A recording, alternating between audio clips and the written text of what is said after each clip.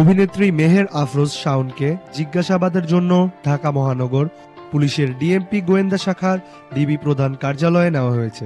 বৃহস্পতিবার সন্ধ্যায় রাজধানীর ধানমন্ডি থেকে তাকে আটকের পর সেখানে নেওয়া হয়। ঢাকা মহানগর পুলিশের অতিরিক্ত কমিশনার ডিবি রেজাউল করিম মল্লিক আটকের সত্যতা নিশ্চিত করেছেন। ডিএমপির মিডিয়া সেলের উপকমিশনার তালেবুর রহমান এক বার্তায় জানান, জিজ্ঞাসাবাদের জন্য শাওনকে ডিবি কার্যালয়ে নেওয়া হয়েছে। এর আগে বিকেলে জামালপুরে শাওনের গ্রামের বাড়িতে আগুন দেয় স্থানীয় বিক্ষুব্ধ ছাত্র জনতা। সম্প্রতি সামাজিক মাধ্যমে বেশ আলোচিত নাম মেহের আফরোজ শাওন।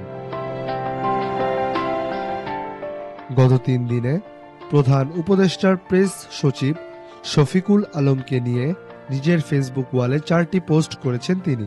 সবগুলো পোস্টই সমালোচনামূলক। সোহাইবি বিন সিরাজ, SBS বাংলা।